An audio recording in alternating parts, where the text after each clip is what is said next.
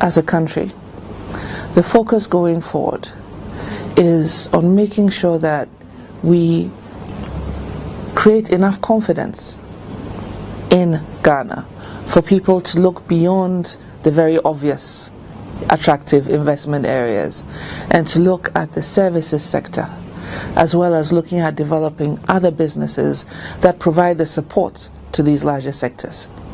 Because here we have the oil and gas industry, which is largely extractive and is offshore. And so to that extent, it's not a major job creator in and of itself.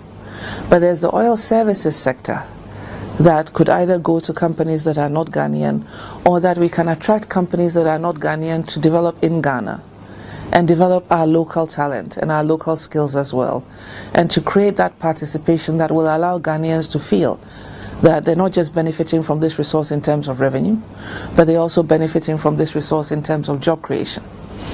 And so that is the focus going forward. So to make it simple, what we're telling investors is that this is a country that has a record of strong institutions, of stable systems of government, of prudent economic management. Yes, we have had our shocks, as everybody else in the global environment has had over these last couple of years. But even then, we have been on a very strong trajectory of growth. And we project that going forward, it is going to be very much the same. And so this is now the opportunity to be part of what is, I think, the most significant emerging country on the West African coast, and to be part of our growth and development. And doing that and being part of that will definitely be to their company's advantage as well. I mean, think about it. A couple of years ago, 20, 30 years ago, we were nowhere near the position we are in now. Now we are the second largest economy in West Africa next to Nigeria, and we only just discovered oil.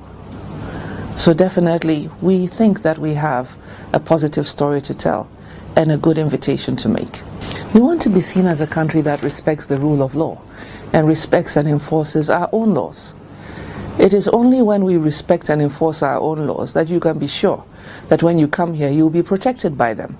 And small-scale mining, even though it has, if not managed well, can have negative environmental consequences, because we have a system for engaging small-scale miners, artisanal miners. It was something that by and large we were able to manage.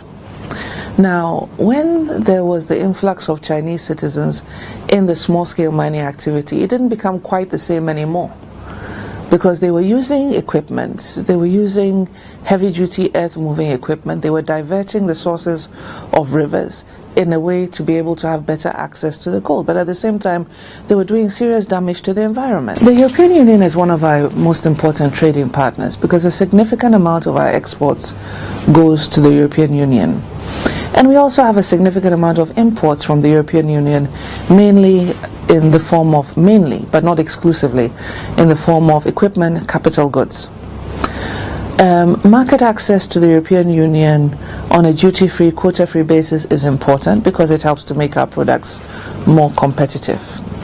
As you know, over the last couple of years, the EU has been negotiating with the different regions economic partnership agreements.